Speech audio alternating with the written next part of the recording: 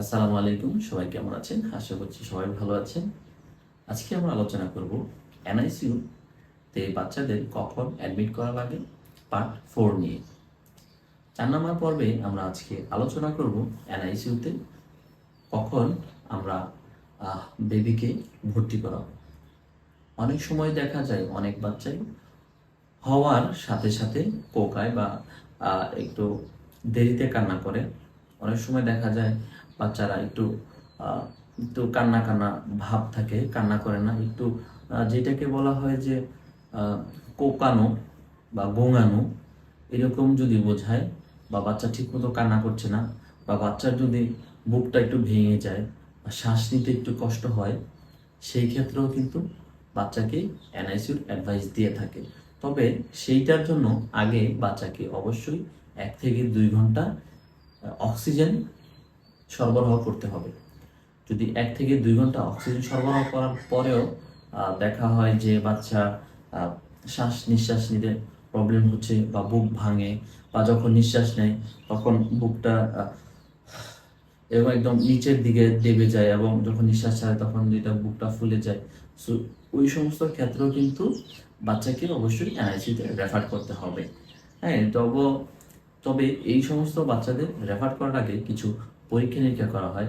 আবার অনেক সময় দেখা যায় কি, বাচ্চা হয়েছে, বাচ্চা কান্নাকাটি করছে, কিন্তু সাথে বাচ্চা কিন্তু খিঁচুনি হচ্ছে বা ঠান্ডা আসছে বা জ্বর আসছে, সাথে সাথে বাচ্চার খিঁচুনি হয়। তো খিঁচুনি হয় কারণ হচ্ছে, যদি বাচ্চার পর্যাপ্ত পরিমাণ ক্যালসিয়াম কমে যায় শরীরে, সেই ক্ষেত্রে কিন্তু আপনার বাচ্চার খিঁচুনি হওয়ার সম্ভাবনা বেশি থাকে।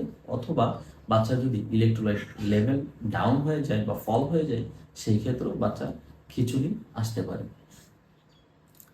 তো এই সমস্ত বাচ্চাদের ক্ষেত্রে যদি ভর্তি বা অ্যাডমিশন দেওয়া লাগে, অবশ্যই বাচ্চাদেরকে প্রাথমিক অবস্থায় হওয়ার পরপরই ডক্টররা কিছু টেস্ট অ্যাডভাইস করে থাকেন।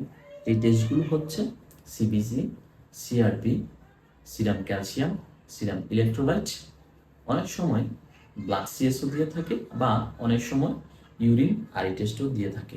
কারণ হবার সাথে সাথে অনেক সময় আমরা দেখেছি অনেক বাচ্চারই ইউরিনে প্রবলেম ছিল। ইউরিনের প্রবলেম থাকলে বাচ্চাদের কিন্তু এইরকম সমস্যা হয়ে থাকতে পারে। তো সেই ক্ষেত্রে যদি রিপোর্টের খারাপ অবস্থা আসে বা এক্সরেতে যদি খারাপ অবস্থা আসে, সেই ক্ষেত্রে আপনার বাচ্চাকে অবশ্যই